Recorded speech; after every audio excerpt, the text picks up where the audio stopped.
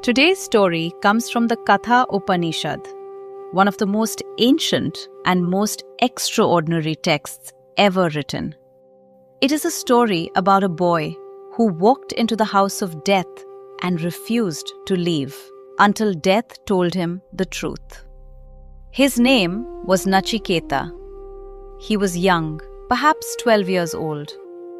His father, Vajashravas, was a proud man who had undertaken a great yagna, a sacred fire ritual bound by one absolute rule. Everything must be given. Not most things, not the things you no longer need. Every single thing. That was the vow. But Nachiketa watched his father and noticed something. The cows his father was giving away were old, sick, unable to give milk.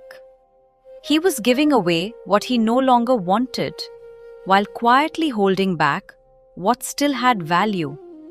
The letter of the vow without its spirit. Nachiketa understood what his father perhaps hoped no one would notice. If you have vowed to give everything, then everything means everything, including your son. Nachiketa was a boy, but he was not a foolish boy. He went to his father and asked quietly, "Father, to whom will you give me?"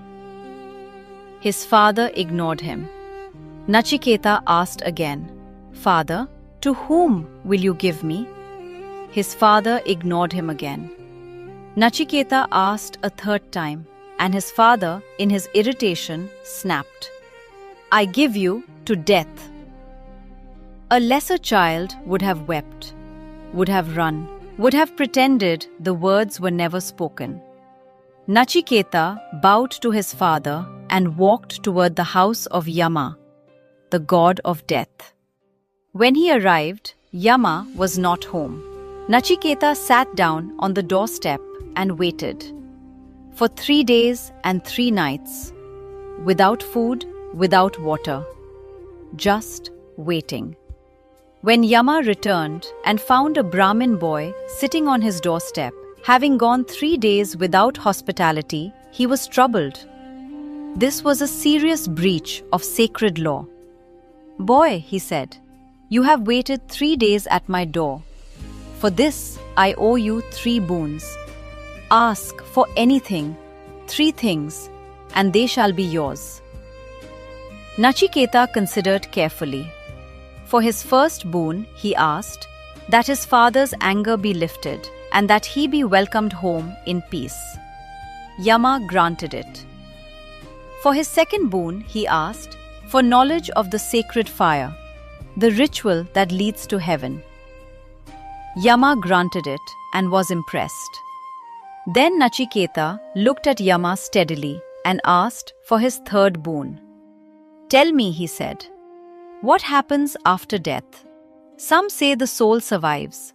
Some say it does not. I want to know the truth." Yama went very still. He looked at this boy, this 12-year-old child sitting in his house, asking the one question that even gods hesitate to answer. And he tried to change the subject. "Ask me for something else," he said. "Ask me for wealth beyond imagining. Ask me for kingdoms. Ask me for sons and grandsons who will live 100 years. Ask me for elephants, gold, horses, anything. But not this, Nachiketa. This question is too subtle even for the gods. Ask me for something else." Nachiketa did not move. "What good is wealth," he said quietly, "to a man who has seen your face? You keep what you give me. I want only what no one else can give. Tell me what lies beyond death." Yama tried again. He offered pleasures the boy had never imagined.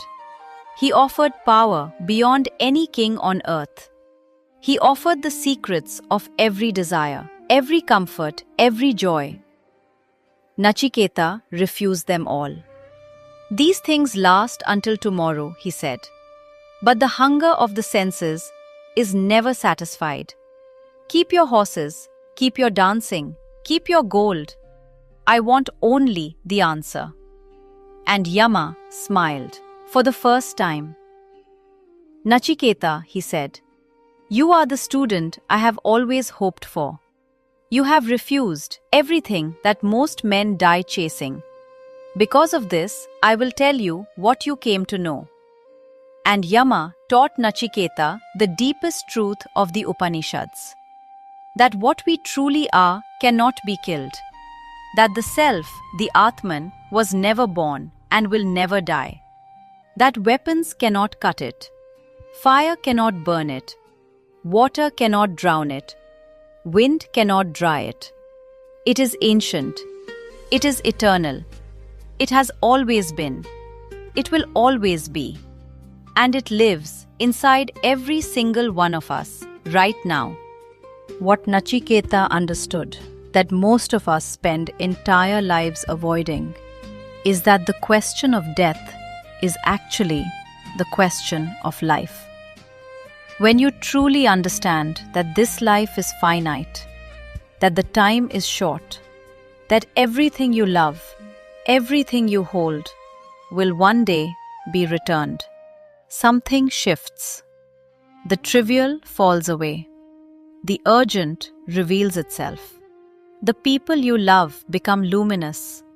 The present moment becomes precious in a way it never was before.